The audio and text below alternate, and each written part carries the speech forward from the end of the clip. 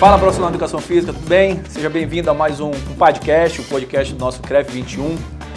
Esse momento que a gente tem para bater um papo, conversar um pouco sobre saúde, qualidade de vida, esporte. E hoje a gente vai falar sobre um tema bem interessante, preparação física, preparação dos atletas do alto rendimento. E para essa conversa, como sempre, estou aqui ladeado do nosso compadre, Sandofex, que daqui a pouco vai dar uma palavra para vocês. E também com um convidado muito especial, que é o nosso professor Eduardo Roberto. Todo mundo conhece como Dudu LPO, tá certo? E aí Dudu é que é essa grande referência no levantamento de peso, mas também é uma referência na preparação de atleta, já que ele é um preparador físico, por exemplo, preparador do atleta olímpico, o Bruno Lobo do kitesurf, tá certo? E eu vou falar para vocês aqui um pouquinho do currículo do Dudu, para poder vocês entenderem por que a gente convidou ele para conversar sobre preparação física.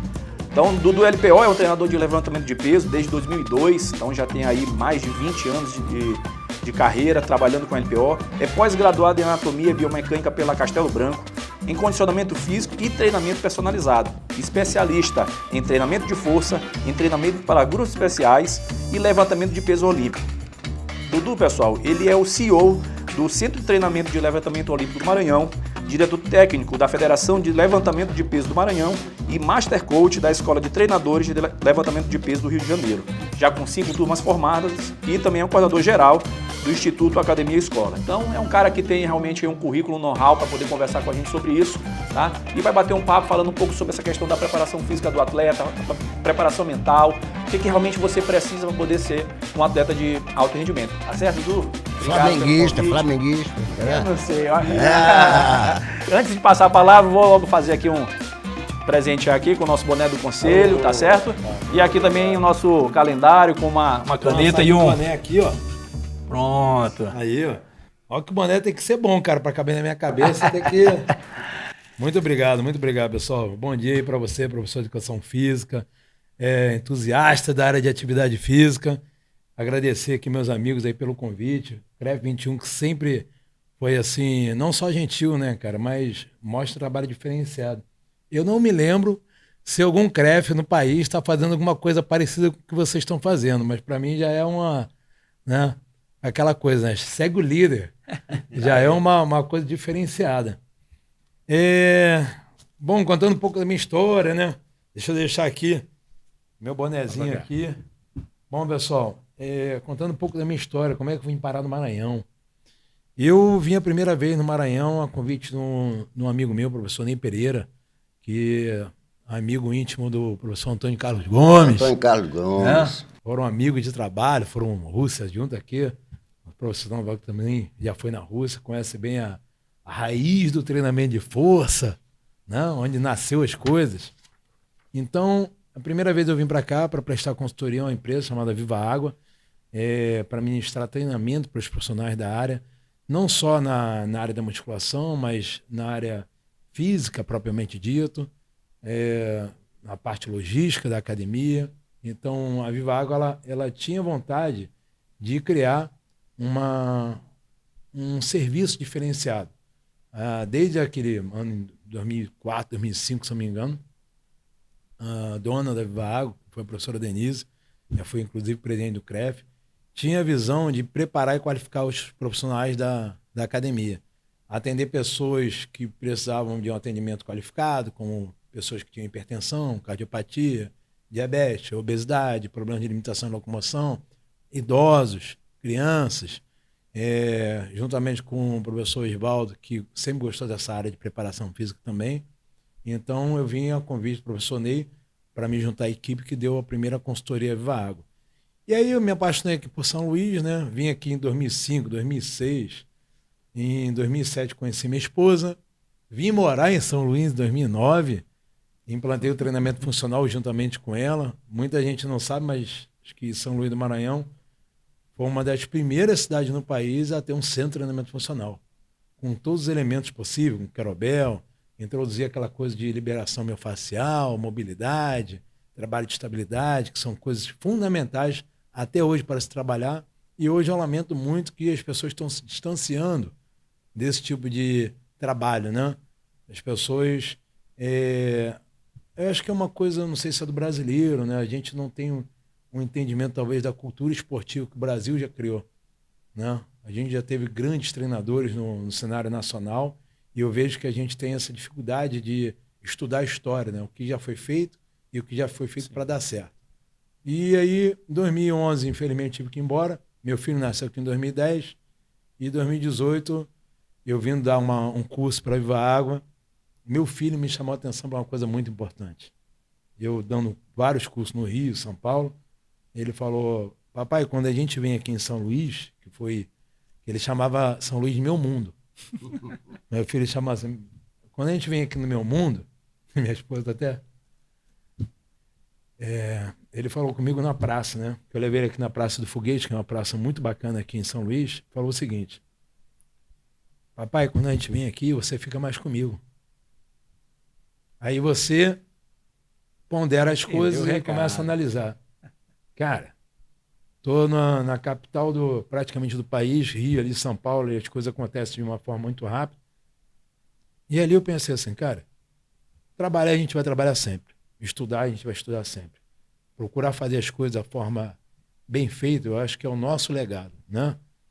E eu falei, cara, eu acho que a gente está caminhando errado, né? Ele está mostrando para a gente que precisa de mais atenção. Minha esposa, corajosamente, eu perguntei para ela, e aí, amor, topa voltar para São Luís? Cara, nossa estrutura toda formada, minha família é do Rio, a esposa da minha esposa, família dela também toda do Rio. A gente não tem nenhum parente aqui em São Luís. Mas, cara, eu venho contigo. Então, mas se eu vier, eu pelo menos quero trazer um projeto diferente, trazer o levantamento de peso, que é uma coisa que eu sempre trabalhei, esporte de força. E no início, como sempre, tudo é difícil, né? No Rio de Janeiro, meus conterrâneos falaram assim, cara, tu vai trabalhar com levantamento de peso olímpico lá no Maranhão? Mas isso não existe lá. Como é o nome do teu filho? João Roberto. João Roberto, parabéns por essa conquista. Trouxe ele para cá, pro Maranhão, exatamente, e está nos ajudando. Parabéns para você. E ele falou assim, eu me lembro bem das palavras dele que ele tinha, nessa época ele estava com 6, 7 anos, né? Ele falou, pô, papai, aqui você fica mais comigo, a gente é mais feliz. Eu falei, meu filho, tá certo. E eu achando que estava abafando, porque estava dando muito curso. E realmente, quando você trabalha em curso, né, periodicamente, tem um retorno financeiro na nossa profissão muito boa, que a gente vive de várias coisas, né, na educação física. A gente dá aula de personal, a gente faz uma coordenação, dá uma aula na academia e ministra cursos, né? Então, eu falei, vamos lá, mas eu quero realmente trazer o levantamento para cá e trabalhar com isso. Eu não quero trabalhar com outra coisa. E aí, meus conterrâneos falaram, cara, você vai para o Maranhão, você vai sair do cenário nacional. Me lembro dessas palavras. Você vai sair do cenário nacional do levantamento de peso. Cara, se eu acho que você confia no que faz, você tem que fazer valer nessa hora, né? Sim. Não, eu vou, com minha esposa já topou, nós vamos. E vou desbravar lá. Mas por que tu vai fazer lá? Vou levar o esporte para lá.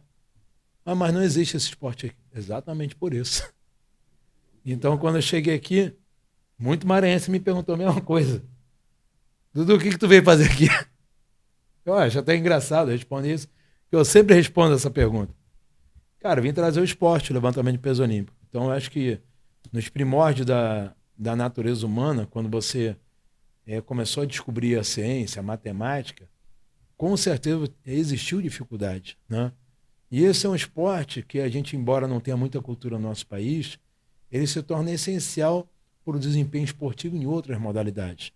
Então eu sabia que eu ia ter um retorno, não só no esporte, mas também como forma ou ferramenta de treinamento. E aí quando a gente chegou aqui foi muito difícil, realmente, mas eu encontrei pessoas que abraçaram a gente, inclusive o CREF 21, sempre fez questão de estar junto, apoiar e tal.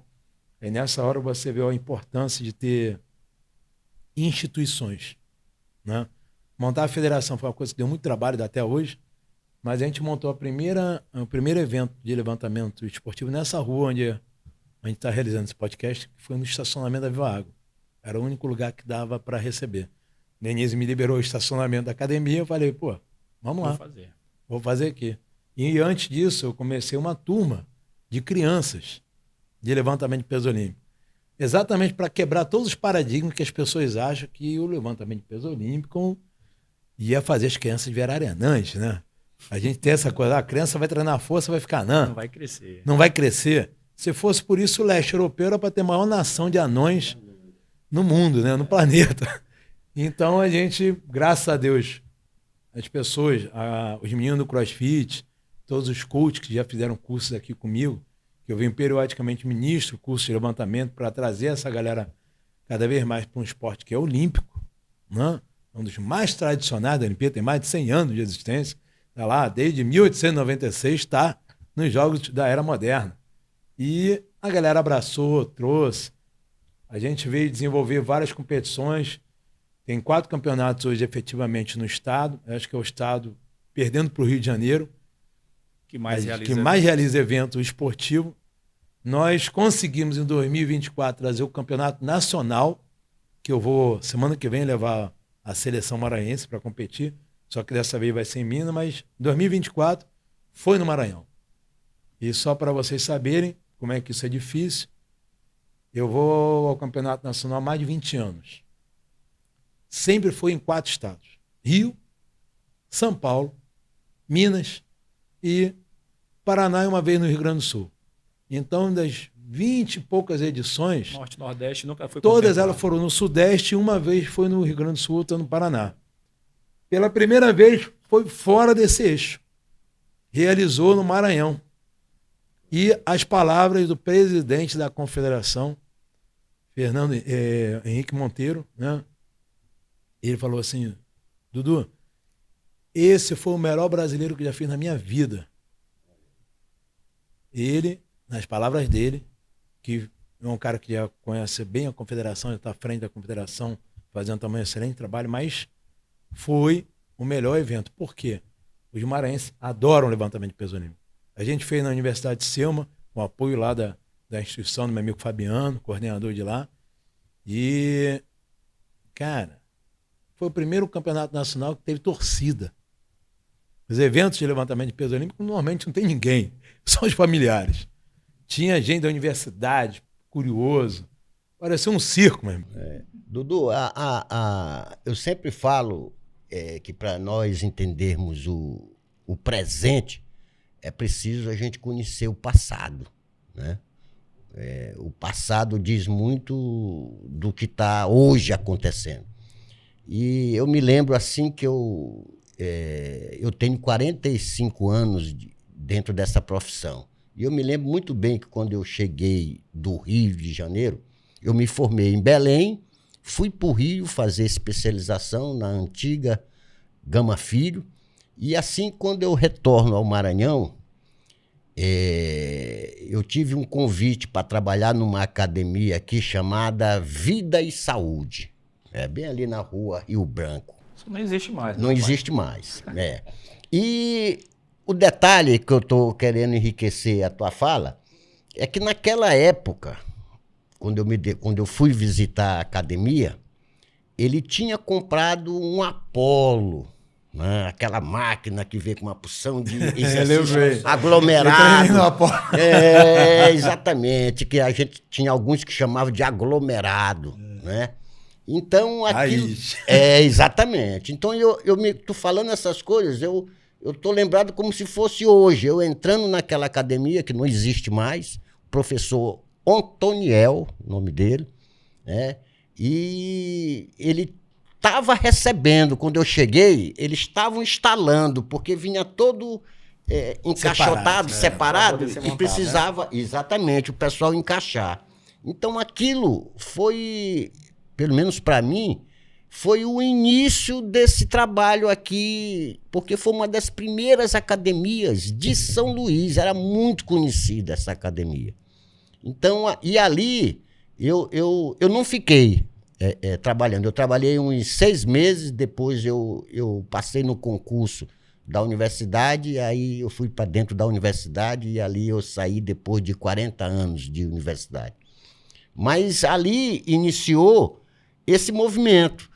Mas mesmo assim, hoje, com o estudo que eu também realizei, que eu sou também um apaixonado pelo treinamento desportivo, eu vi que a visão do nosso profissional de educação física, até porque na própria faculdade, a gente não vê essa disciplina sendo realmente oferecida de uma maneira para aqueles futuros professores, de uma maneira que realmente é preciso se estudar ainda mais.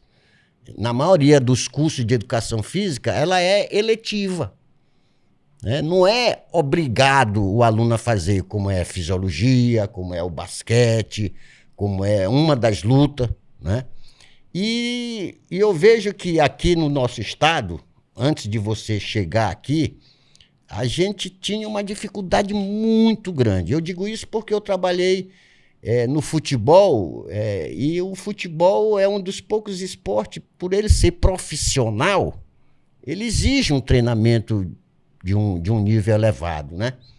E a gente não via o uso, né, dessa disciplina do trabalho de força, a gente não via aplicado da maneira correta como ela deve ser, né? Quando ela é corretamente aplicada, ela gera benefício para os atletas.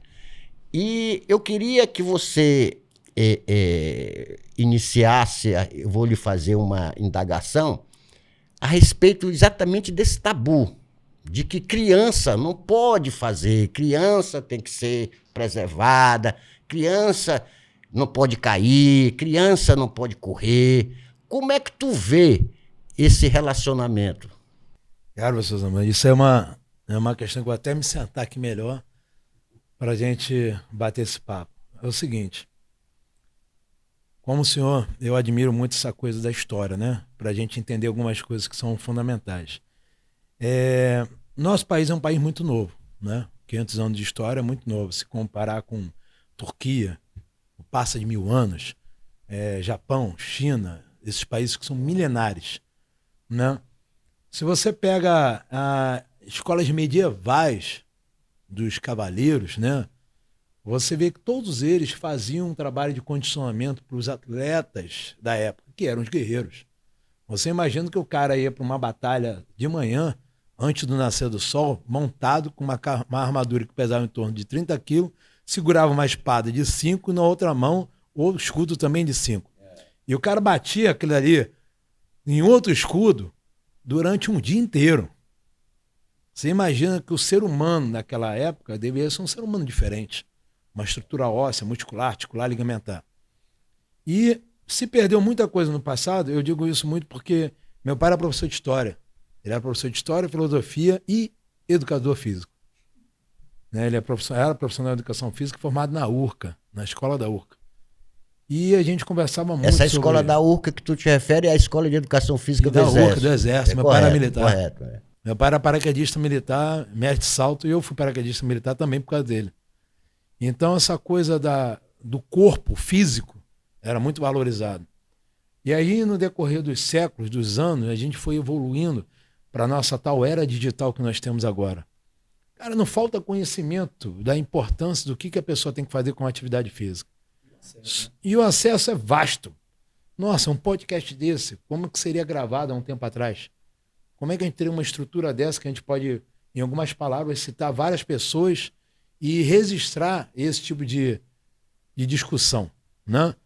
Então você vê que hoje na área digital, com a vasta forma de comunicação que nós temos, falta pessoas que façam, né? E eu faço isso, a maior crítica ao nosso curso de educação física, que a gente entrou numa linha tênue entre que as pessoas acham que tudo tem que ser lúdico. As pessoas começaram a ver, sei lá, que olha para o Instagram, acha que todo mundo é feliz, rico, né? Vive viajando. E a vida não é assim. Não, a vida é trabalho duro, você acordar cedo e balar para a tua guerra, né, diária. E as pessoas começaram a achar que a educação física escolar tem que ser uma coisa lúdica. Eu acho que o esporte é lúdico. Você vai ensinar uma criança a jogar futebol, vai ensinar a fazer um passe, uma corrida, um deslocamento, cruzar a bola. Isso é lúdico. Isso é muito lúdico. Você ensina a criança alguma coisa, uma destreza motora, é lúdico. Só que a gente está numa situação que o ser humano ficou uma peça tão frágil que a gente começou a achar que a atividade física é prejudicial. Quando que um esporte como o levantamento de peso, que já tem mais de 100 anos, já treinou milhões de atletas no planeta inteiro, que foi construído, montado, estudado estatisticamente por número, repetições, treinamento, que já teve gerações e gerações, faria prejuízo ou traria algum malefício àquela pessoa. O problema é que hoje falta condições cognitivas das pessoas chegarem no centro de treinamento e treinar levantamento de peso. Isso falta, porque nós não fizemos o trabalho de casa. Eu recebo muitas crianças hoje para treinamento, cara, graças a Deus, porque a gente conseguiu também quebrar um pouco o paradigma, exatamente por programas como esse, de falar com as pessoas que a criança tem que fazer treinamento de força, ela tem que proteger aqueles ligamentos, ossos, que têm uma estrutura fragilizada, até mesmo pelo uso digital, a qual a gente tanto enaltece no século XXI, e que hoje eu fico preocupado, porque hoje chega a criança para mim, a criança não sabe agachar, não sabe correr, não sabe pular, é capaz dela dar 2 passos, tropeçar nela mesmo. As crianças hoje parecem que têm 2 pés esquerdos, sendo destro com o pé trocado. Entendeu? É uma coisa super complexa. Eu fui pedir um menino outro dia, porque eu sempre avalio coisas simples. Meu filho, faz um agachamento aí pro tio. Mas o moleque não sabia agachar. Não me preocupa. Se um bebê sabe agachar, como é que um garoto de 8, 9 anos sabe agachar?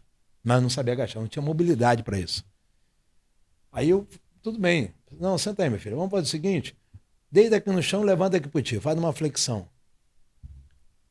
Cara, ele se derreteu do banco para ir pro chão, ele não levantou e deitou no chão. Ele estava no banco, ele se derreteu pro chão.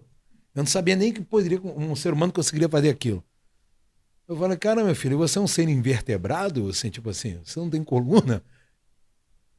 Aí eu fiquei preocupado que, tipo assim, você vê que o menino não tinha nenhum tipo de tonicidade, coordenação, equilíbrio, nada. Isso, automaticamente, a gente sabe que a efeito neurológico cria um abismo.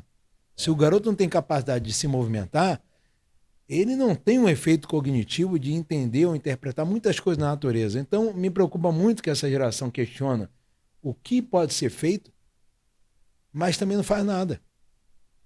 Ela não faz atividade simples. Muita gente acha que o cara vai chegar no levantamento de peso olímpico e vai começar com peso. Não vai começar com peso. Ela vai primeiro dominar o próprio peso. Ela tem que se dominar para querer dominar algum elemento. A carga seria o próprio peso. Exatamente. Dela, né? O que você consegue fazer? Vamos aprender. Eu acho que uma excelente iniciação para todas as crianças que estão na escola é, por exemplo, a calistenia. Ela domina ela consegue, por exemplo, ficar de cabeça para baixo, ela consegue correr, ela consegue agachar, ela consegue dominar o tronco. A partir daí, ela fazer um treinamento para superar essas expectativas, que seria o levantamento. Então, a carga adicional, na verdade, ela entra como plus. O problema é que hoje a criança não domina ela. Então, para ela chegar num nível razoável de treinabilidade, é mais complexo. Então, o levantamento, na verdade, primeiro, ele tem o objetivo de trabalhar a postura. Segundo, trabalhar o desenvolvimento cognitivo, da atenção, foco. Dentro de um centro de levantamento tem várias regras. Uma delas é você concentrar a tua energia naquilo que você vai fazer. E tudo que falta para as crianças hoje em dia é isso. Foco. Não. Dudu, deixa eu te perguntar. Qual seria uma estratégia boa para a gente passar aí para o nosso profissional que está escutando, assistindo a gente, para o gestor e até para os pais entenderem? Uma estratégia da gente trabalhar com... Porque o nome levantamento de pesos olímpico, treinamento de força, gera um impacto muito forte.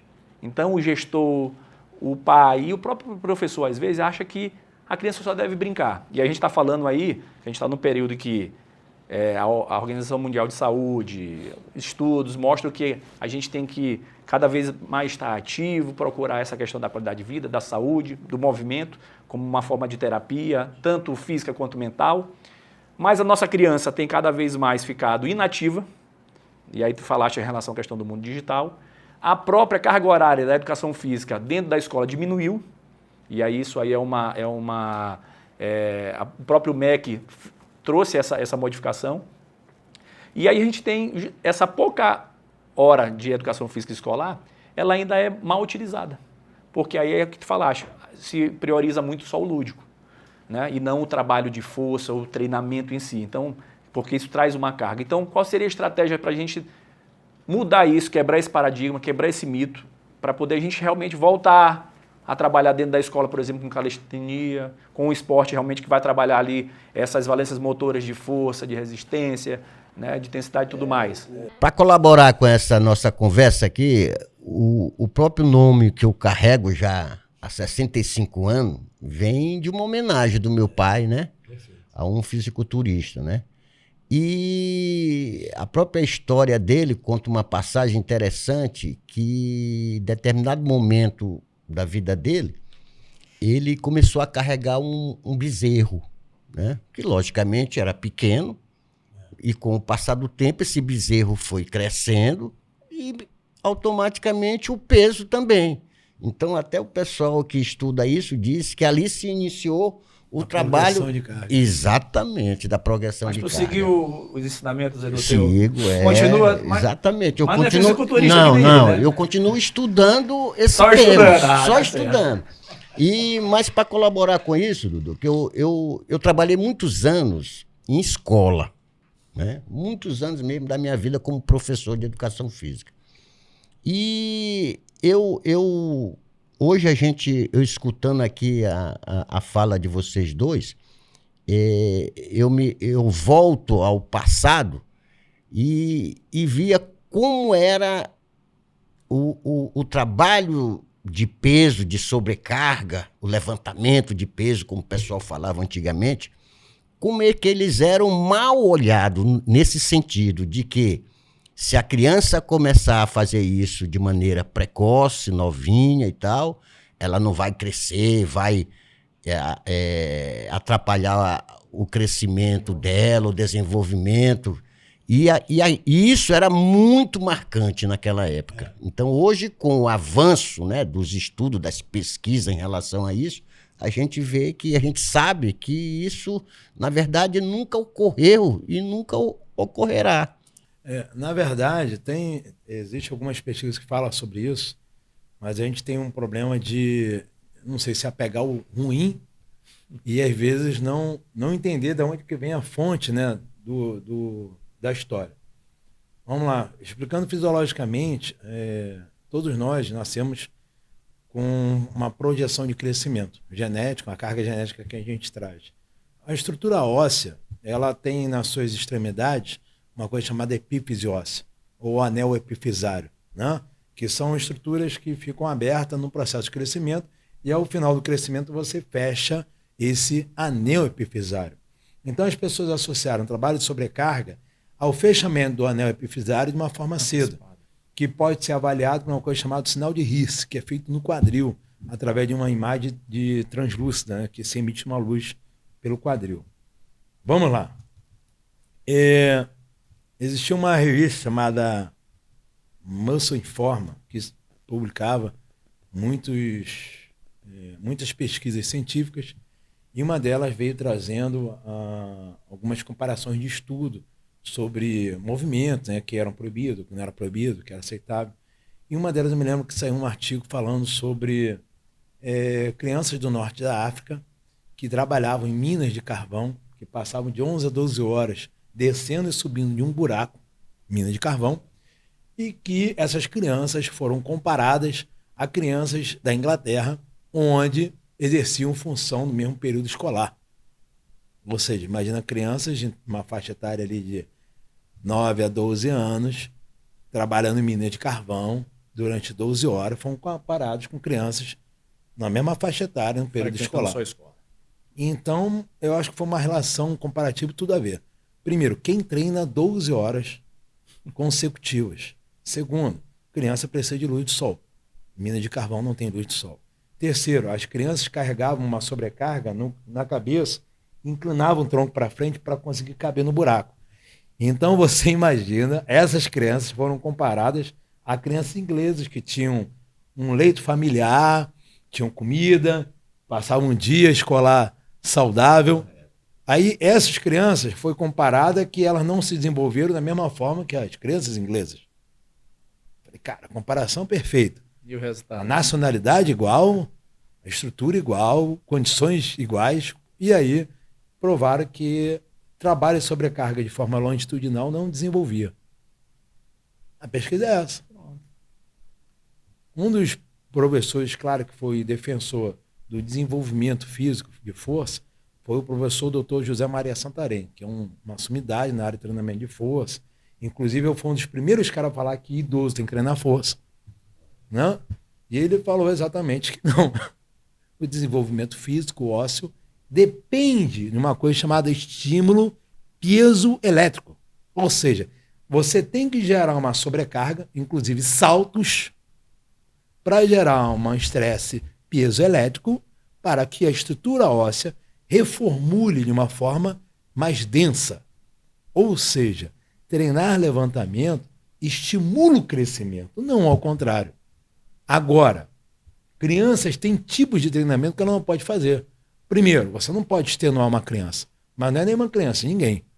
Mas o treino tem que ser programado, orientado por uma pessoa que tenha conhecimento claro, técnico do assunto. E eu venho ponderar algumas coisas. Por exemplo, criança não tem, até em torno ali da produção física de maturação, no processo da puberdade, ela não tem uma enzima chamada fosfofrutoquinase. O que é essa enzima? Ela elimina o ácido lático. Ela ajuda a quebrar o ácido lático e faz com que aquele ácido lático se torne producente, ou seja, retorne para o metabolismo. Ela não tem essa enzima. E isso ocorre do seguinte fator. Quando você leva uma criança a um treinamento exaustivo, você vai produzir uma carga alta de ácido lático e ela não vai ter como eliminar aquilo. E aí, tudo da parte fisiológica dele vai ficar voltado para tentar eliminar aquela substância, que é tóxica ao tecido muscular. E aí vai gerar o quê? Vai gerar uma queda do sistema autoimune. Então a criança pode ficar gripada, ter problemas de atenção, né? Uma sobrecarga fisiológica natural. Então a criança ela pode fazer qualquer tipo de treinamento anaeróbio alático e pode fazer qualquer tipo de treinamento aeróbio. Ela não pode fazer o treinamento anaeróbico lático. O que é o treinamento anaeróbico lático? Séries tradicionais de musculação para hipertrofia, porque ela não vai buscar um treinamento de força para ganhar massa muscular. Não é esse o objetivo. Isso é para um cara já adulto, que já tem uma produção hormonal, que é conduzida para o desenvolvimento muscular. Então, o cara que vai para a musculação para desenvolver massa muscular, virar um fisiculturista, ele vai ter um programa alimentar, etc. e tal, para aquele objetivo. A criança não tem esse objetivo. A criança tem objetivo: melhorar o tecido ósseo, melhorar a adaptação do sistema locomotor passivo, melhorar a coordenação intra e intermuscular. Só nisso a criança ganha força. Então, para ela tomar um esbarrão no futebol, que é uma coisa natural, ela sofreu uma queda no vôlei, no basquete, uma modalidade esportiva, ela tentar melhorar a velocidade dela, ela precisa desse estímulo de treinamento para ter uma melhor proteção estrutural. Então, o levantamento de peso olímpico, ele é progressivo, ele é altamente planejado por já ser um esporte olímpico. O que a criança deve fazer de 6 a 8 anos? O que ela tem que fazer de 8 a 10? De 10 a 12? Isso também é descrito num livro chamado Biologia do Esporte, do Weineck. Cada etapa do... Esse aí é autografado. Períodos sensíveis. Leia lá a parte dos períodos sensíveis. E Antônio Carlos Gomes, nosso amigo, ele tem uma tabela que marca tudo o que deve ser, vamos dizer assim, deve literalmente ser copiado e utilizado. O que deve ser utilizado para cada faixa etária. Porque se fosse nesse pensamento, a criança não pode fazer esse tipo de trabalho, nós não teríamos nem Olimpíada. Exatamente. Isso começa cedo. Isso aí, Dudu, tá com umas 3 semanas atrás, eu recebi um convite para me falar sobre o treinamento do jovem atleta voltado para o futebol, né? Lá em Imperatriz. Imperatriz é a segunda cidade do nosso estado, né? Lá tem um futebol amador muito desenvolvido, né? E eu fui conversar lá com quem trabalha com escolinha, essas coisas. E eu falei exatamente sobre esse tema. As janelas de aprendizagem em cada momento de desenvolvimento dessas crianças. E eu coloquei o seguinte exemplo.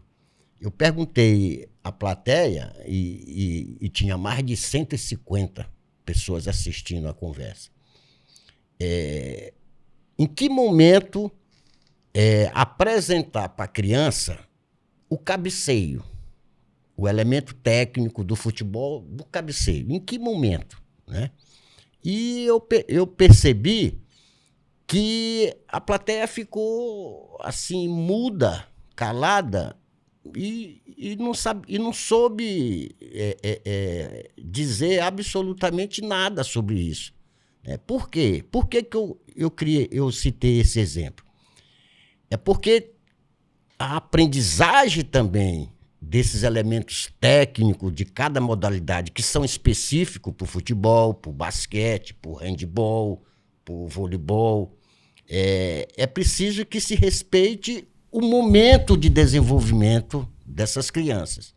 O cabeceio, se eu pegar uma bola e jogar assim, para a criança cabecear, é uma coisa. Mas se essa mesma bola for chutada, né, para a criança cabecear, é uma completamente diferente, né? E, logicamente, a nossa cabeça, ela é sustentada de forma ereta aqui por uma cadeia muscular muito forte no pescoço. E né? que é muito negligenciada, né? Exatamente. No trabalho de preparação. Eu vejo, Dudu, você chegou num ponto, aí eu falo diretamente para o nosso compadre, professor de educação física, aquelas pessoas, vocês que atuam diretamente com criança na iniciação desportiva, essa parte importantíssima, é preciso conhecimento. Quando se tem conhecimento daquilo que se faz, o objetivo é alcançado. Daí entra o profissional de educação física. A responsabilidade que tem esse profissional de oferecer àquela clientela, aquelas pessoas que o procuram, né, um treinamento eficiente, baseado na ciência, na pedagogia, né? Então, daí, eu sempre gosto de deixar isso muito claro, porque aqui no nosso país, o pessoal tem uma ideia de que se o Sandor foi um grande jogador de futebol, ele pode ensinar futebol. E não é assim.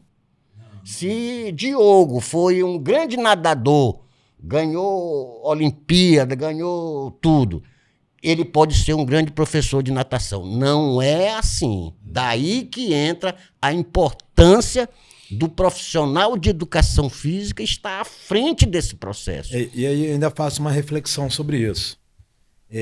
Eu acredito no seguinte: o cara não precisa ser um excelente atleta para ser um excelente treinador. Mas ele tem que ter vivência prática do que ele está fazendo. Correto.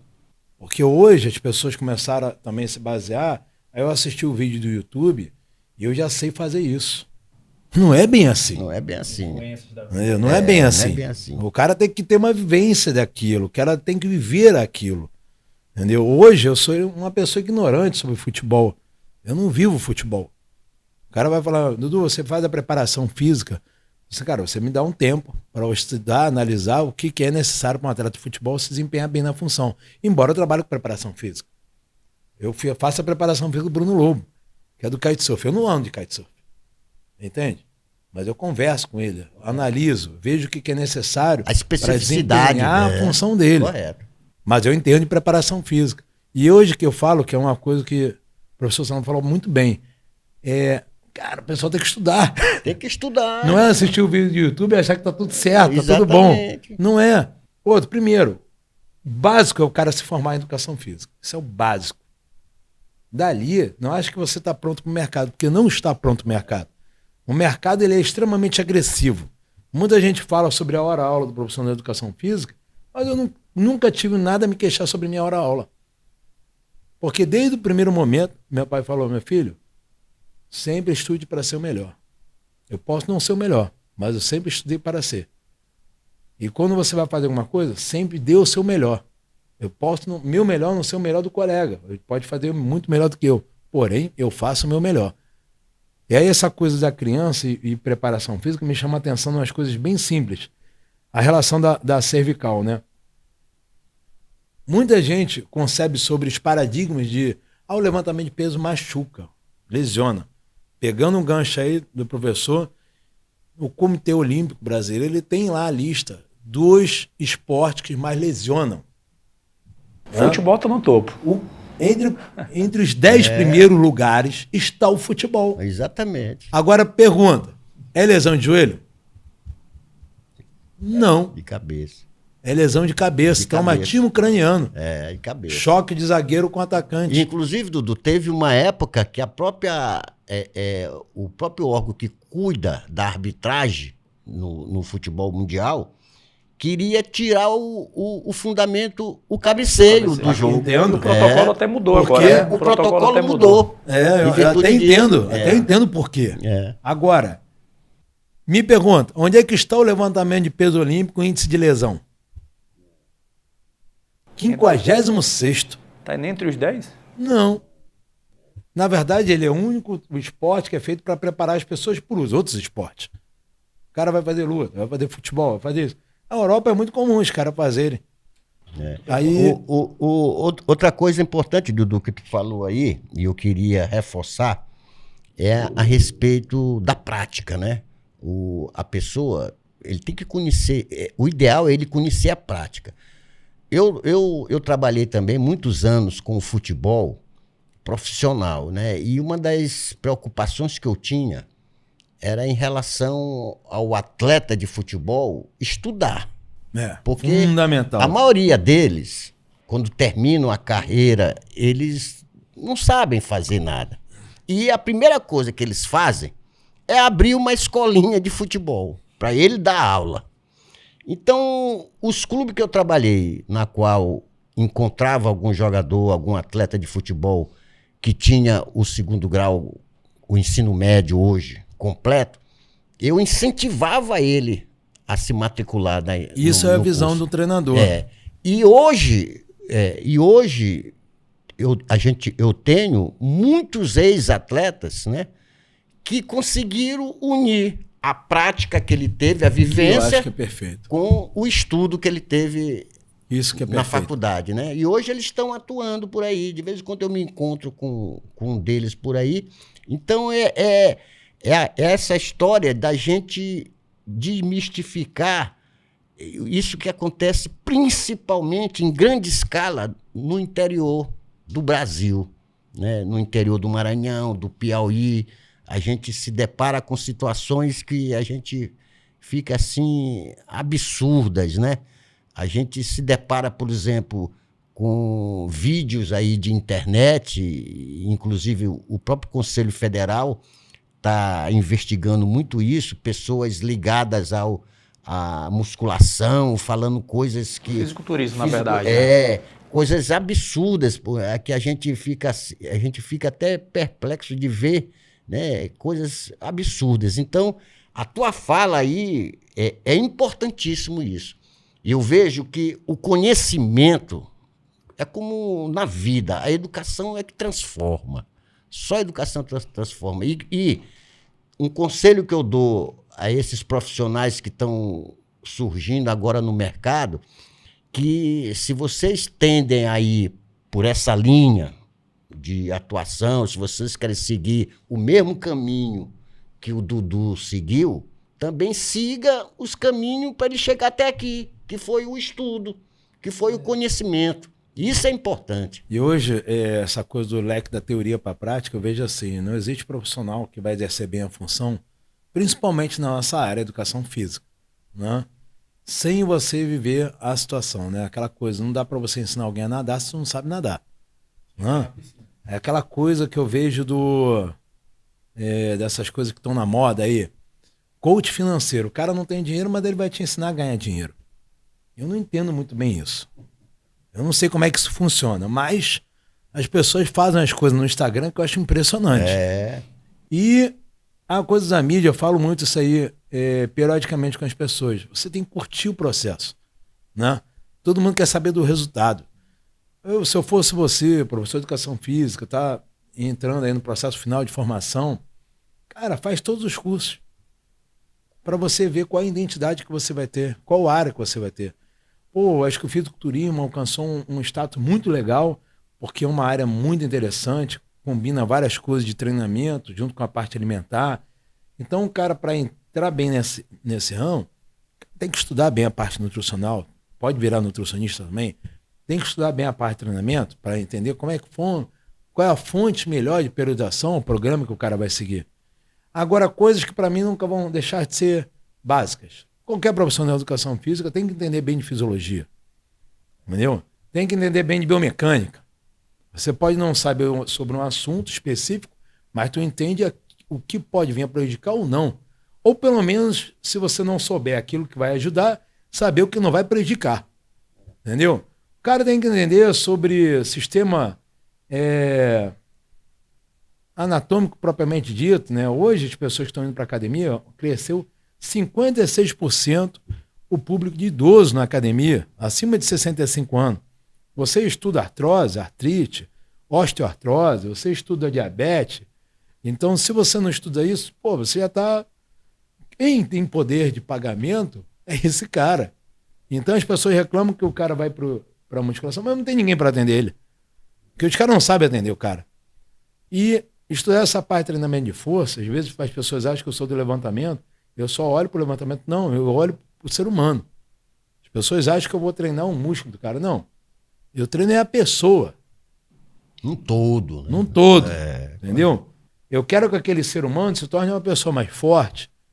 Eu quero que aquele ser humano se torne uma pessoa melhor fisicamente.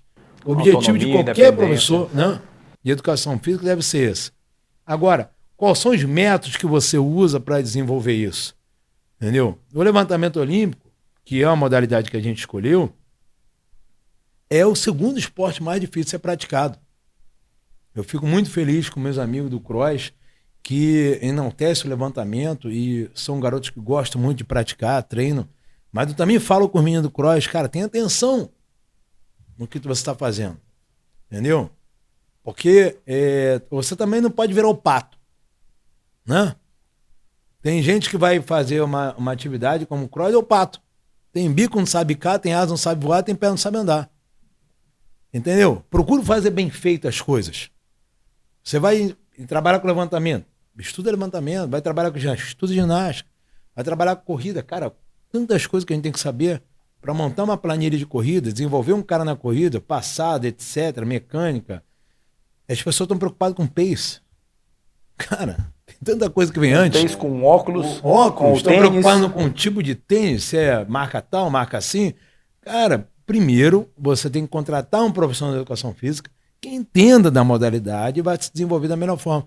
Daqui a pouco é assim, a gente vive um mundo do vamos ver o que vai dar. O cara, o beach tennis é legal. Mas o cara não se preparou para o beach tennis. Beach tennis é legal, só bater uma raquetinha, uma bolinha, aí tem um montão de gente com picondilite. Por que não se preparou? Um exemplo aqui muito, muito tranquilo que eu te dou aqui, eu resolvi agora entrar para o jornalismo esportivo. O que foi que eu fiz? Eu me matriculei no curso de jornalismo. Perfeito. Por exemplo. Porque se eu for um texto desse aqui, né, tem uma técnica aqui que eu não sabia fazer. Agora eu já sei. Né? Uma entrevista como essa aqui, né, que nós estamos fazendo aqui, eu já estou utilizando conhecimento que eu já estou adquirindo na faculdade. Tem que ser incansável, exatamente, né? A gente tem que ser um ser humano incansável na busca do conhecimento. Do conhecimento, exatamente. Essa é a verdade. E eu me preocupo muito, muito com isso, até porque eu como também vim da academia, da universidade, e a própria universidade exige muito de você, que você esteja sempre estudando, porque você ensina futuros profissionais. Né? Forma profissionais. Forma profissionais. Então eu estava. Entendeu? Professor, o senhor está com quantos anos agora? 65. 65. E você falando com entusiasmo que entrou num curso de jornalismo. Me preocupa muito hoje, garoto, que nem passou pelo primeiro período da faculdade. Já está trabalhando. E ele já é personal, cara. Porque ele era atleta E ele já é um profundo conhecedor, entendeu? De técnicas avançadas de treinamento. Porque ele assistiu todos os vídeos do YouTube. Me lembra um garoto que eu vi outro dia levar um papo cabeça comigo. Um garoto de exatos 14 anos. Me desculpe, mas eu vou ter que falar essa historinha. O menino chegou para mim, eu 49 e ele com 14. Mestre, eu tenho que dizer para o senhor que eu já sei tudo sobre sexo. Aí parei, analisei. Como assim? É porque eu já assisti todos os vídeos pornô que estão disponíveis nas plataformas digitais. Ah, pá, olha aí.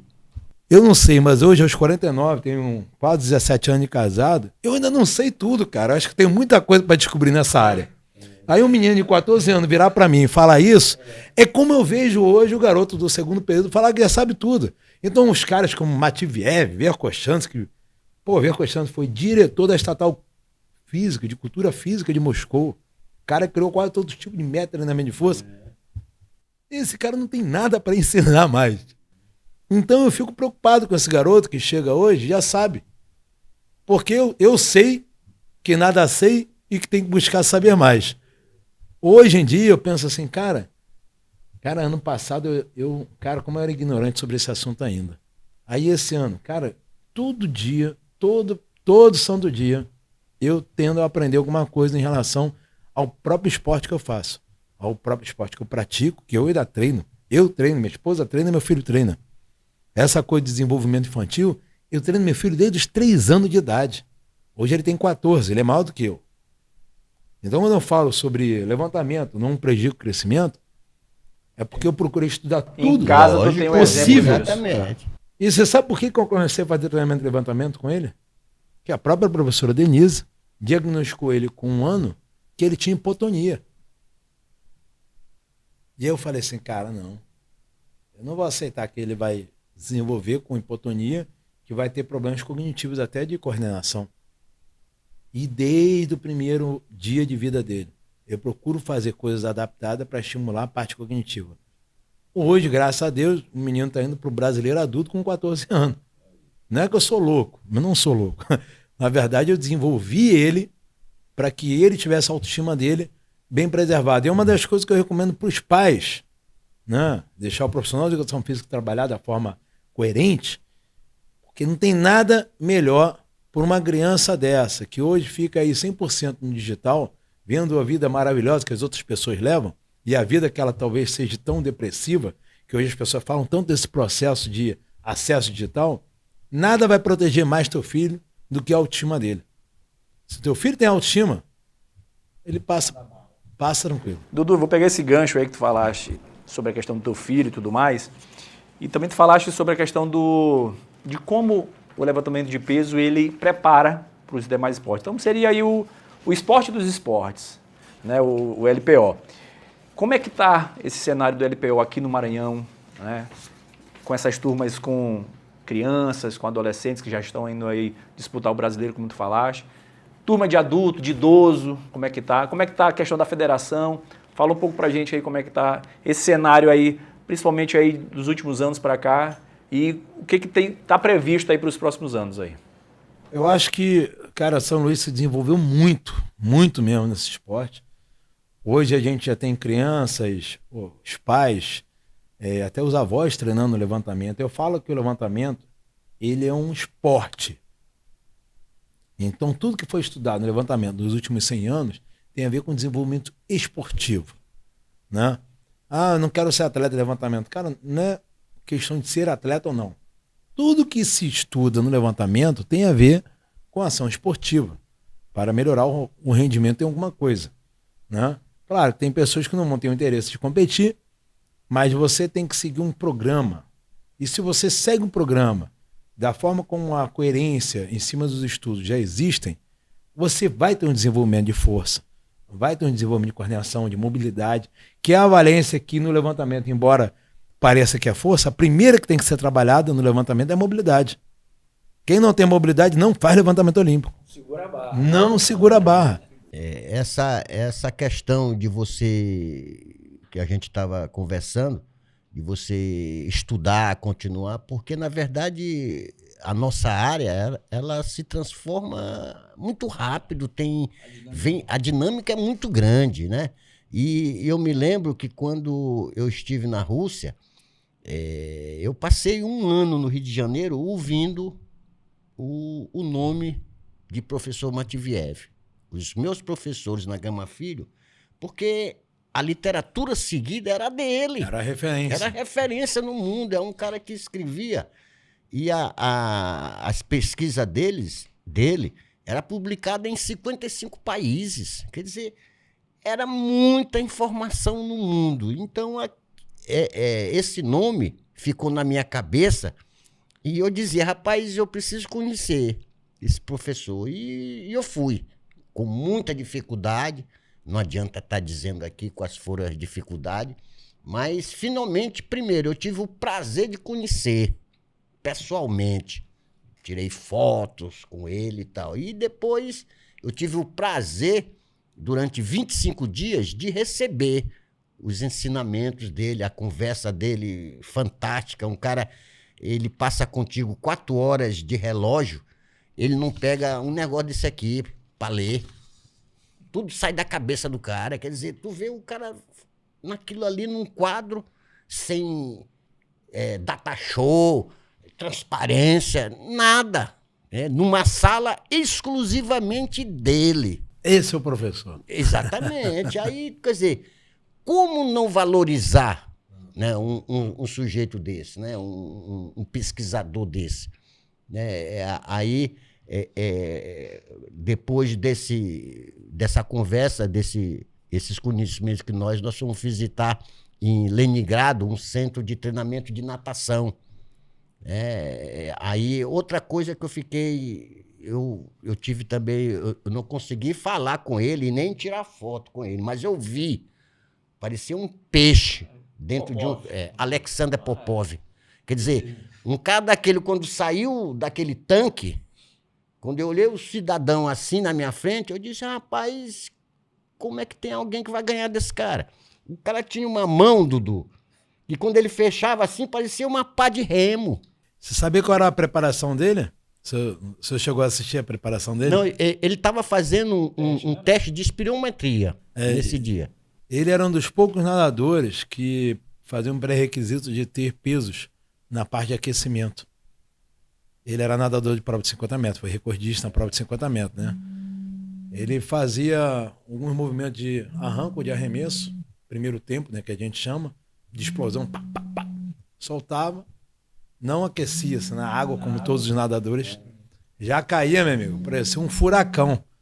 A massa muscular, era um cara diferenciado a nível de composição corporal. Naquela época, todos os nadadores magrinhos, fininhos, o cara, né, uma estrutura muscular fantástica. Me impressionou realmente, porque coincidentemente ele estava fazendo um teste, era algum estudo que estavam fazendo com ele de espirometria, né? E logo depois que ele saiu, que ele terminou, ele saiu do tanque, né? Se apresentou pra gente, porque tinha um vidro que protegia quem estava assistindo o teste do praticante, que era ele, né? E o que me impressionou dele foi realmente a caixa torácica, quer dizer, a estrutura realmente... O cara é diferenciado. Diferenciado. Eu ouvi ali, rapaz, não tem gente para ganhar desse cara mesmo, não. E na época era o nadador mais veloz. Mais veloz, né? Ele tomou uma facada no pulmão. Exatamente. E mesmo assim ainda ganhou a Olimpíada. Um homem daquele... me impressionou. Uma coisa impressionante. Muita gente achando que o nadador tinha que ter uma alta capacidade ventilatória pulmonar. E aí descobriram, não só por causa dele, mas de outros relatos também, outras pesquisas, que o que faz o cara ganhar a prova é a velocidade. E a velocidade tem a ver com o composto neural, que é primo da força. E é exatamente por isso que todos os atletas começaram a valorizar essa carga de preparação de força. Professor, o senhor falou também da área de treinamento que eles tinham. Como é que é a área de treinamento deles? Quando eu cheguei lá, que eu fui, era um salão muito grande, né? Mais ou menos 40 metros de área livre. E eu imaginava que eu fosse chegar lá e fosse ver uma opção de equipamentos com sofisticados, tecnologia. Quando eu vi era só ferro e anilha. Só ferro e anilha. Aí eu falo isso hoje. E eu falo assim, eu tenho muitos amigos meus que hoje têm um centro de treinamento como o CrossFit. Cara, o CrossFit ele pode ser uma ferramenta fantástica de preparação. Mas assim, fantástica. Você pode treinar um atleta olímpico ali. E eu falo que essa coisa do conhecimento, como é que o conhecimento faz uma diferença, né? Eu tenho grandes amigos no Rio de Janeiro que tem boxe de CrossFit que são famosos, né? Cavaleiros, que é da onde saiu um atleta famosíssimo no Brasil chamado Gui Malheiros. Gui Malheiros que eu ajudei no treinamento da parte de levantamento, que o CrossFit tem levantamento dentro da modalidade, né? E Gui Malheiros é um cara que se tornou diferenciado no mundo, ficou em segundo lugar quando ele era do Sub-17, porque levantou o maior peso da competição. Só perdeu pro adulto. Mas o maior peso levantado foi dele. E até hoje ele é um cara diferente. Hoje mora nos Estados Unidos. Ele treinou com um aluno meu, Henrique, dono da Cavaleiros. E eu ajudei na parte, claro, treinamento, na parte de como periodizar um treinamento de levantamento para o cara subir mais carga, que era uma coisa muito necessária para ele.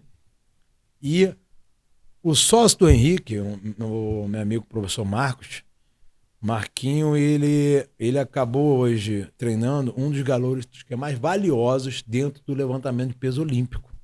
Mas começou num box de CrossFit. Olha como é que é um espaço que é um box, né? É um quadrado, um galpão que tem barra, peso. E esse garoto hoje, por que eu estou falando isso? Porque ele acabou de ganhar um campeonato mundial, onde bateu um recorde mundial no Sub-20. Matheus Peçanha. Acabou, foi esse final de semana, agora. E ele saiu de um box de CrossFit. Aí você vê que quando a pessoa tem um conhecimento e às vezes tem a oportunidade de ter um garoto desse chegando no seu estabelecimento, poder treinar um garoto desse e virar um herói nacional. Que para mim já é um herói nacional. Fruto do conhecimento do professor dele, que foi meu estagiário. Eu vivenciei isso na prática. Fui fazer um treino com o Dudu, lá no centro de treinamento dele, com o Bruno Lobo, atleta olímpico. Eu digo, não, deve ter um negócio diferente aqui para esse cara trabalhar. Tinha muito, era ferro, ele fazendo as mesmas coisas que eu estava fazendo, levantando barra. Então, e é isso que eu falo. A diferença ali era o conhecimento. Eu falo que as pessoas perderam esse contato com o treinamento de força raiz, como é feito na Rússia, por aí. Porque as pessoas também não entendem como é que aconteceu a evolução no treinamento de força. Na década de 40 para 50, onde os campeonatos de fisiculturismo tomaram forma, os atletas que eram fisiculturistas, até a década de 50, eles compartilhavam do treinamento de levantamento olímpico e do fisiculturismo. Tinha um japonês que ele ganhou o campeonato de fisiculturismo e o levantamento na década de 50. Era o mesmo atleta. E aí se tornou uma especificidade de cada um e aí acabou se separando. O levantamento foi só para a área de força e o fisiculturismo começou a ter as características do campeonato. E, claro, cada um se desenvolveu muito dentro da sua área. Mas que eu falo que a raiz do negócio começa no galpão com os pesos e anilhas.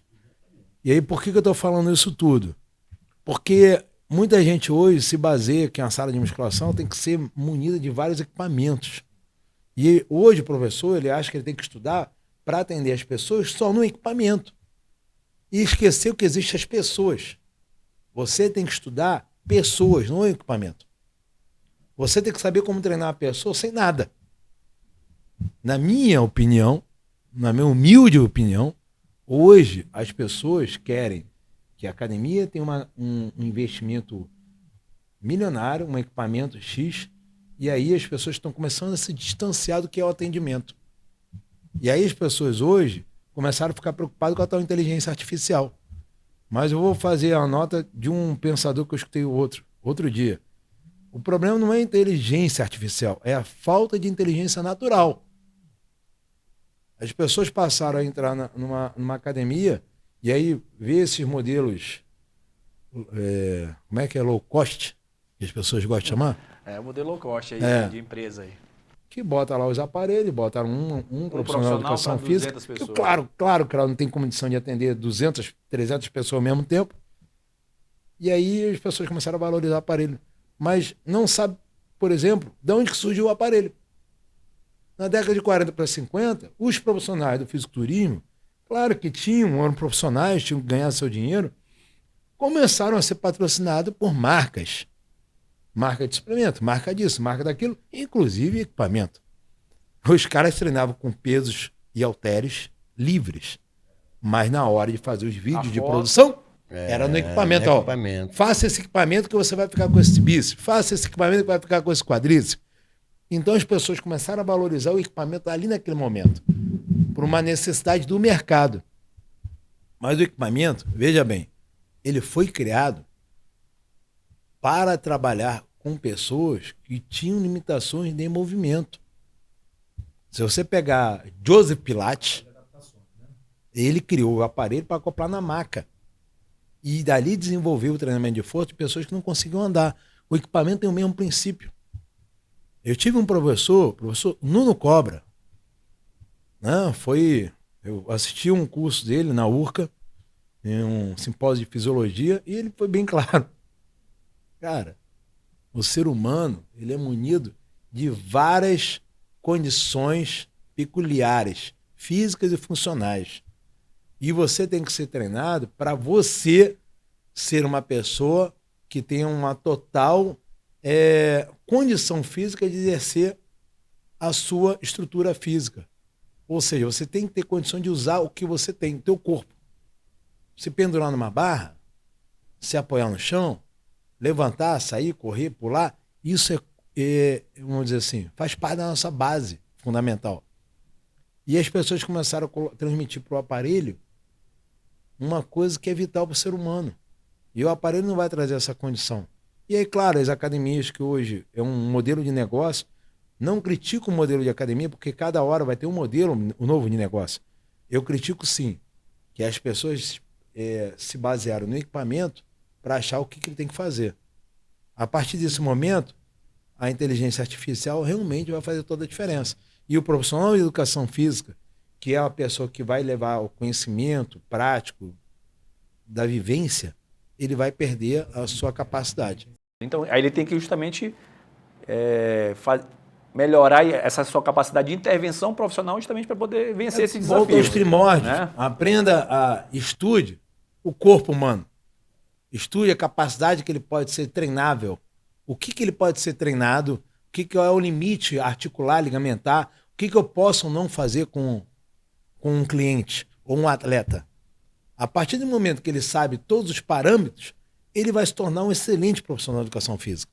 E é isso que é o treinador, isso que é o cara da educação física. A gente lida com pessoas, a gente lida com médicos. Pô, Bruno Lobo é médico. Eu converso com ele abertamente sobre problemas articulares de joelho, que é a área de especialidade dele. Não. Por que ele tem que fazer agachamento? Por que ele tem que fazer levantamento de peso olímpico? Porque se ele quer uma máquina mais eficiente, máquina corporal, ele vai ter que fazer. Aí agora, recentemente, estudaram que o cidadão, para não adquirir demência, ele tem que treinar o membro inferior. Ó. Quem tem uma circunferência de coxa e panturrilha menor, ele está propenso a ter um processo de demência adiantado. Fora isso, ele tem agora também a coisa da força de apreensão.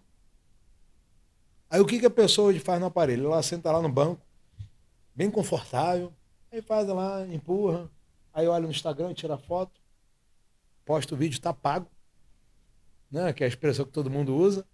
Tá tudo bem. Como tá tudo bem, cara? Eu vejo as pessoas indo pra academia até para treinar, mas 99% eu não vejo isso.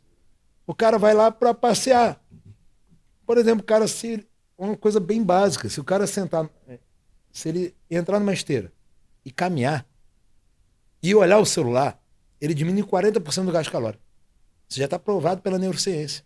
Não sou eu que estou dizendo. Agora você imagina, chega no centro de levantamento, tem espelho? Tem espelho lá, Diego? No centro? Tem música? Também não. Só tem barra e peso, meu amigo.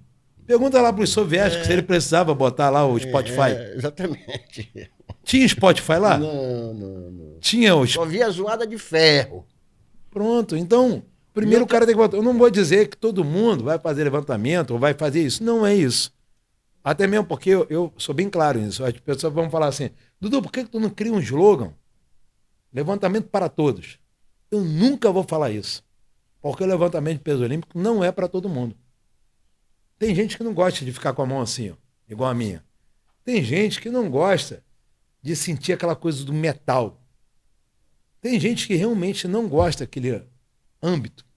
Então eu respeito isso. Mas tem outras atividades que você vai ter que dominar o corpo tão bem. O próprio Pilates, por exemplo, o cara tem que ter um entendimento corporal fenomenal. Entendeu? Dudu, me diz uma coisa. Hoje a gente vê a chegada do idoso nessas academias, né?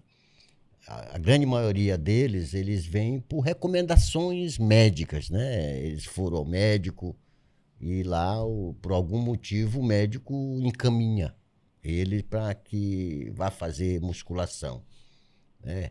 E isso, às vezes, outro dia eu fui convidado para participar do Conselho Ludovicense do Idoso de São Luís, né? A gente foi conversar lá e lá nós encontramos muitos médicos, geriatra, né? Esses médicos que trabalham com idosos e tal. E o que eu observei é que hoje a mentalidade desses médicos, né? Eles apoiam muito a permanência desses idosos, né? No sentido de fortalecer a musculatura, mas ao mesmo tempo de estar protegendo eles de possíveis quedas, essas coisas. Eu queria que tu falasse um pouquinho, porque é um movimento bem recente. A gente vê que a própria classe médica porque antigamente o idoso não podia se levantar, não podia. Ainda tem assim, a família tem uma certa. A família. Segura, quer prender em casa, aquela coisa. Não quer deixar o idoso sair, quer prender em casa. Eu acho que a pandemia maltratou muito nossos idosos. Acho que foi realmente a população que mais sofreu. Eu vejo isso nas crianças, mas eu vejo muito isso nos idosos, que são os nossos extremos, né? E eu vou falar uma coisa para vocês. No Brasil tem grande referência, como, por exemplo, eu citei aqui o Dr. José Maria Santarém. O Dr. José Maria Santarém foi o primeiro cara no Brasil a falar sobre treinamento de força para idoso. E ele tem até um Instituto Biodelta, se não me engano, que vale a pena para você que é profissional da educação física fazer o curso dele, que é o cara que mais entende sobre o assunto, né? Treinamento de força, José Maria Santarém. Mais entende sobre idoso e treinamento de força. Ele foi o primeiro cara a falar assim, idoso tem que treinar força. Mas força o quê? Força máxima. Porque quando o idoso não consegue levantar da cadeira, se você treina ali um agachamento para uma repetição, é força máxima. E levantar da cadeira uma vez é força máxima. Então esse cara precisa treinar força. E o que vai fazer ele perder a função dele, vital, é força. Não, ele não vai sair mais de casa porque não tem força. Ele não vai levantar da cadeira porque não tem força. Ele não vai sair da cama porque não tem força. Se ele não levanta da cadeira, não anda. Se ele não anda, é cadeira de roda. Daqui a pouco ele vai diminuir a função cada vez mais. Daqui a pouco vai estar na cama, da cama... É lá. Caixão. Certo? Então, treinar força. Fora que é aquela questão da densidade óssea. A primeira coisa que as pessoas entendem sobre densidade óssea é que as pessoas têm que se preocupar quando ela é idoso. Não, é na primeira infância. Toda a reserva óssea que a gente tem é na primeira infância. Então, imagina essas crianças hoje que não fazem atividade física, como é que elas vão ser como idosas? É o X da questão. Hoje, a nossa garotada que é idosa teve uma vida muito ativa. Eu treino o seu Joaquim, por exemplo. O cara foi dentista a vida inteira, 60 anos. O cara tem 85 anos. O cara fazia vaquejada, meu amigo. O cara segurava boi pelo chifre. O cara é forte. Hoje ele faz levantamento terra, remada, faz o escambau. Mas, veja bem, ele é um idoso diferente das próximas gerações que o pessoal vai ter que estudar cada vez mais. E o que eu vejo? Que uma pesquisa ouro sobre treinamento de força idoso foi feita nos Estados Unidos com uma médica chamada Maria Fiataroni. Ela pegou centros de idosos, né, asilos, e treinou esse pessoal. E ela conseguiu ganhar 200% de força. Ou seja, ele conseguiu botar muito idoso para sair da cadeira de roda. E aí se tornou uma febre mundial essa ideia de treinamento de força para idoso. E hoje é vital que a pessoa entenda que ela vai parar de fazer as coisas, primeira coisa que a gente perde é a tal da força. E aí, subsequente, vem a velocidade. Velocidade enaltece reação, ou seja, o reflexo dela diminui. Então, se ela não tem força, não tem velocidade e não vai ter reflexo, ela também vai perder o equilíbrio.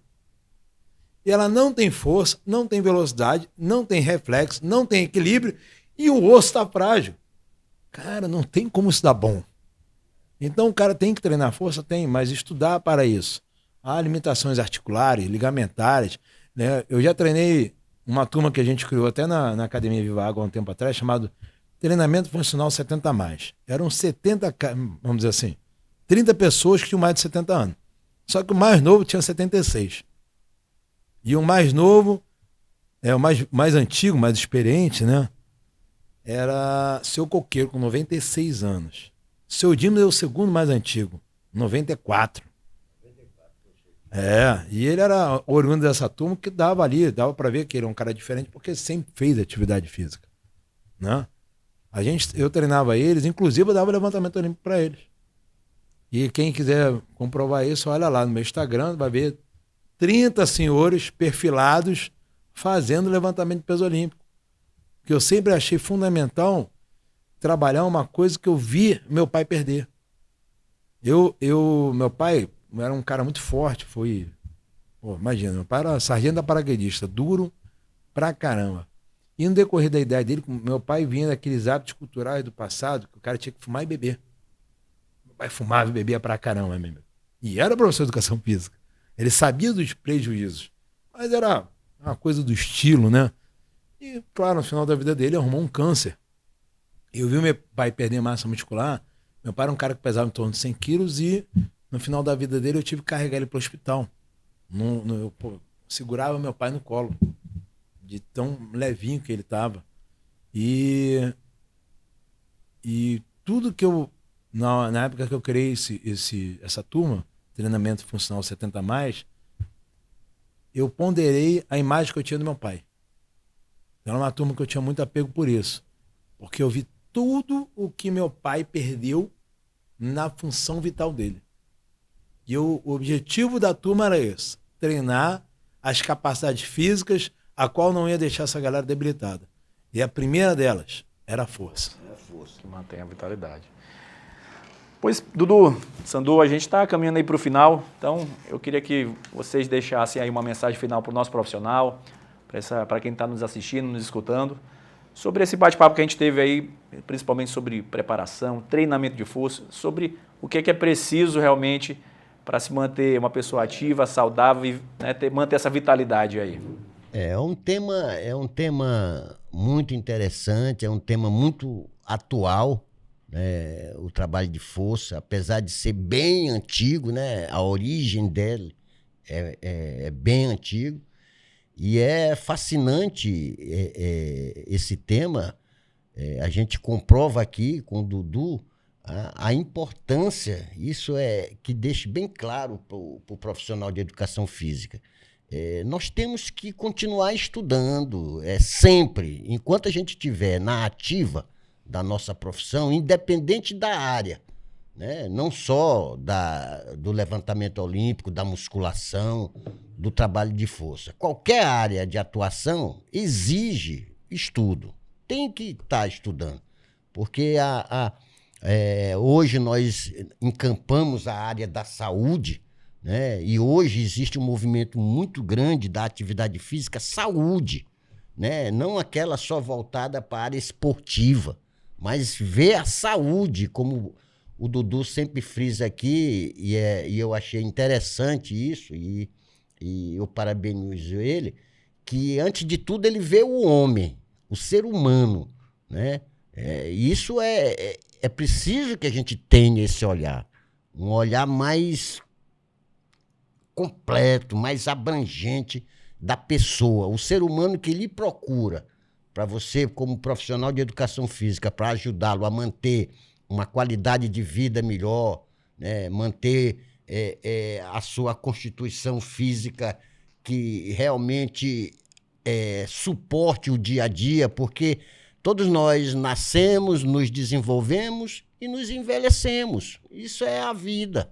Então, se a gente chega, como o nosso querido professor Dimas, a 94 anos, independente, lúcido como ele está, né? É fantástico isso, né? Agora, é preciso que realmente a gente tenha a pessoa certa, a pessoa qualificada para dar essa orientação. E eu volto a tocar nesse assunto. E só existe uma pessoa para fazer isso, é o profissional de educação física. É essa pessoa que vai lhe ajudar para que você realmente chegue o mais perto, ou até ultrapasse os 100 anos, com saúde, com independência. Isso é fenomenal. Eu agradeço o Dudu, parabenizo ele aqui. É um movimento importantíssimo que ele trouxe para o nosso estado, porque a gente tinha muita dificuldade nisso aqui. Poucas pessoas se dedicaram a esse estudo, né, do trabalho de força. E você veio para o nosso estado, tá com sua família, está criando sua família no estado do Maranhão, em São Luís. E para nós, colegas da sua profissão, a gente só tem que agradecer realmente o conhecimento que você traz nessa área para ajudar aqueles profissionais que atuam no alto rendimento, né? E o trabalho de força, ninguém chega ao pódio se não tiver força. Isso aí é realidade. Agora, para se atingir isso e chegar nesse estádio, é preciso ter muito estudo. Isso aí, eu sempre bato nisso. É estudar, ir conhecer, ir ver como é que é feito, ter a humildade de perguntar. Professor, eu não entendi isso aqui, eu não sei onde que eu posso aprender isso. Rapaz, então isso é fundamental, para que realmente a gente tenha um profissional capaz de realmente ajudar a sociedade, que é para isso que nós existimos, né? Para orientar e ajudar com responsabilidade. Então, parabéns ao Dudu, conte com o conselho está aqui para divulgar isso, para aproximar quem gosta desse tipo de atividade, do treinamento de força. Eu, particularmente, eu continuo apaixonado por isso, pelo treinamento. Eu gosto de estudar treinamento esportivo. E, para mim, foi uma manhã muito sábia que eu tive aqui. Meus parabéns. Muito obrigado. Dudu, fica à vontade. Deixa aí uma palavra para quem está escutando e assistindo a gente. Cara, eu tenho muito a agradecer aí o CREF 21, principalmente pelo convite, pelo carinho que sempre tiveram comigo. Às vezes a gente tem o hábito de se diminuir, né, perante outros países, outras profissões. E eu digo muito que o profissional da educação física, ele é um cara não só capacitado, mas é uma das pessoas mais importantes hoje no âmbito familiar. Eu sou convidado pelo 3º ano a participar de um campo internacional, onde tem treinadores da Colômbia, China, Albânia, Cuba, né? E eu sempre, no intuito de querer aprender, eu e minha esposa, a gente é sempre convidado para representar o Brasil, para expor a parte do treinamento e levantamento aqui no nosso país. E eu fico feliz que a gente não tem nada a perder para ninguém. Claro, China é uma mega potência e tem que ter uma fantástica estrutura de seleção e captação de crianças desde cedo. Cuba tem uma metodologia muito tradicional que veio da Rússia e também tem uma atenção especial para a área esportiva, né? Colômbia conseguiu vencer a criminalidade, o tráfico, colocando centros de treinamento espalhados pelo país inteiro e melhorando a educação, né? E o Brasil, a gente ainda falta uma coisa básica de estrutura para o esporte que ainda vai demorar talvez alguns anos, se as pessoas começarem a entender que o treinador profissional de educação física, ele é um profissional e tem que ser valorizado para isso. E a função do CREF é exatamente essa, mostrar que a gente tem uma instituição por trás. Então a gente não é uma pessoa séria se não existe uma instituição. E eu acho que a busca do CREF, ela está indo nesse caminho, né? Está indo na direção certa. E eu fico muito feliz, porque quando a gente se coloca lá do lado dos profissionais, a gente recebe os elogios pelo trabalho, tendo as condições que a gente tem aqui. Então o cara meu que vai para a guerra, ele dá um jeito de se virar, né? A nossa profissão, ela tem essa capacidade de se adaptar e se adequar ao meio. Então, eu sempre digo que as pessoas têm que se colocar numa posição que não acha que as pessoas vão te dar as coisas de mão beijada, porque não vão. Se eu fosse pensar assim, eu nem viria para o Maranhão, né? Você tem que cavar o teu espaço. E cavar, a ferramenta mais básica é o conhecimento. Eu já ministrei vários cursos aqui em São Luís, pelo país, já dei curso em mais de 20 estados do país. Eu falo que eu conheço de cós salteado todas as pessoas que me marcaram e eu valorizo demais isso. E eu falo isso para as pessoas porque a única coisa que ninguém vai tirar de você é o tal do conhecimento. E nunca vai ser demais. Então, estude, se torne uma pessoa melhor, seja uma pessoa dedicada à família e principalmente à tua profissão. Para você parar de escutar que as pessoas te valorizam, você primeiro tem que aprender isso, a se valorizar. Isso aí eu sempre costumo falar mesmo. Essa valorização é de dentro para fora. Exatamente. Pessoal, então é isso. A gente está encerrando aí mais um podcast, o podcast do CREF 21. Queria só agradecer a presença do Dudu, essa manhã aqui, a oportunidade que ele teve aqui conosco aqui de trazer não só uma sabedoria e lições do treinamento de força, mas vocês viram aí lições de vida realmente que fica para você profissional, para você que é praticante, amante da atividade física e do esporte. Agradecer ao nosso presidente, né, que está aqui mais uma vez aqui com a gente aqui, que teve essa iniciativa, né, de estar realmente criando esse espaço que é o podcast para poder estar falando com você profissional e estar trazendo para você o que a gente tem realmente de atualizado, o que realmente tem de conhecimento dentro da nossa área, para que realmente a nossa área seja cada vez mais valorizada. Então, para você que curtiu aí o nosso podcast, siga a gente lá nas redes sociais, o que vai estar disponível. Siga a gente também no nosso YouTube, nosso canal, tá certo? Para poder realmente aproveitar e compartilhar esse material, né, esse conhecimento que foi conversado, esse papo que foi batido aqui hoje, tá certo? Agradeço e até o próximo episódio, pessoal. Valeu!